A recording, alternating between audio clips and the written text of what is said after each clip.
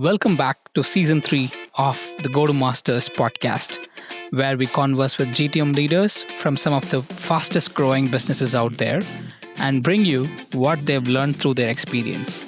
Joining us today is Doug Rendler, Sales and Business Development Leader, A10 Networks. Thank you for being here today, Doug. Could you please share a little bit about yourself with our listeners? Yeah, thank you. Excited to be here today. I'm Doug Rendler. I am currently leading commercial sales and business development at A10 Networks. I have about 20 years of high-tech experience, primarily focused around leading go-to-market teams, working at SaaS companies, and helping build out scalable, repeatable sales organizations. 20 years. Doug, looking back at your journey from Symantec to A10 Networks, what were some of the toughest challenges you faced while building high performing sales teams, and how did you navigate them? Yes, I would say some of the toughest challenges I faced was just around recruiting and hiring the right people. There were times when I was tasked with building out a sales force of 12 individuals, and we needed to have all those folks in seat sooner than later. So, looking at how you recruited and attracted the right type of talent, um, my approach was more built around core characteristics I looked for in sales reps versus direct industry experience. From my perspective, if you were hungry, coachable, and had a will to succeed and win, you would be successful selling most types of technology and solutions. And then from there, once I identified some high performers on my team, I couldn't stress enough the importance of getting those referrals going right internally with some of your A players and making sure that they're selling on your behalf to continue to grow your sales force. It sounds like mindset is everything when you hire, and that's kind of helping you produce results as well. You've been a part of multiple high growth environments like MIST, BlueJeans that saw acquisitions. What mindset did you carry to thrive and lead through such transitions? Yeah, that's an excellent point. Mindset is so critical to the success of a sales organization, everything down from sales leadership to individual contributors. Um, you have to have the mindset of a honey badger, right? Think of a honey badger as being very resilient, tenacious, relentless. The mindset has to be around, I haven't achieved this yet versus I will never achieve this. As a sales professional, waking up in the morning every day, you really have to have that mindset of prosperity and abundance so deep rooted that it's almost embedded in your subconscious. That mindset is going to be what carries you through the tough times, right? And what continues to elevate you through the good times. When I looked at the mindset of the organizations that I led, again, a couple of the things that were very, very important for me is having that mindset of I'm constantly learning, right? I'm always trying to get better, get out of my comfort zone. I'm adaptable, right? I'm having fun, and I'm going to be almost a positive presence around those around me. Sales is all about how you perform in crunch time, right? It's what you do when that deal you forecasted for the quarter falls out and slips and how you bounce back. So yes, absolutely a foundational critical piece of any sales team is starts with the mindset. Without the right mindset, success is very hard to have after that. Mindset of prosperity. With your current focus on AI and cloud security, how do you see Gen I practically reshaping the day to day workflows of sales teams? Yeah. Top of mind for every organization and every company right now is how do we best leverage Gen AI with the current workforce that we have? Good news for sales professionals out there. I believe AI is not here to replace our jobs. If anything, I believe AI is here to enhance our jobs. Think of yourself as the go to market operator when you're leveraging Gen AI tools, and that Gen AI is riding shotgun with you. Treat it like a teammate.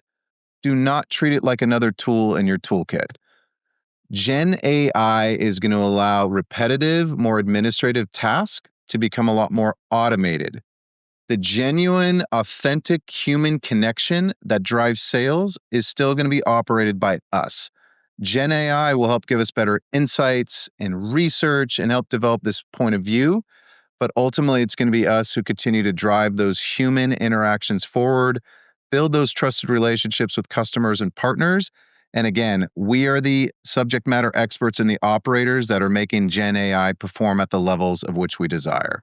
Treat it like it's your teammate. How should GTM leaders think about embedding AI into their sales process without overwhelming their teams or compromising customer trust? Absolutely. So here's how I look at it, right? I'm about to roll out a tool called Reggie.ai, right? And Reggie.ai is going to allow my business development team to leverage SDR agents. Okay. So these agents are going to be working alongside the sales development. And what these agents will be doing is help identify additional prospects in market, right? Send more personalized, customized emails at scale, right? In addition to being able to create dynamic workflows that allow the sellers to jump on more higher intent, higher priority leads a lot faster.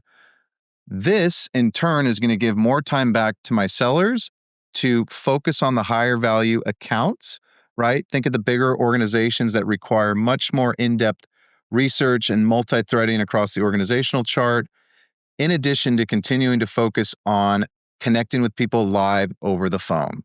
For sales professionals, no matter how much AI and tools you inject into the enterprise, the quickest and most efficient way to still engage with a live one-on-one conversation is still the telephone. If you can continue to work alongside AI and customize that to where you feel like you're getting bogged down with what I call just more of the administrative tasks that aren't really generating high value outcomes, that's where AI is going to be a huge time saver, allowing you again to focus on more of those revenue generating activities. It looks like sales reps will have more time to sell than all the transactional administrative work on a daily basis. Uh, you worked with and built high performing sales teams across different companies.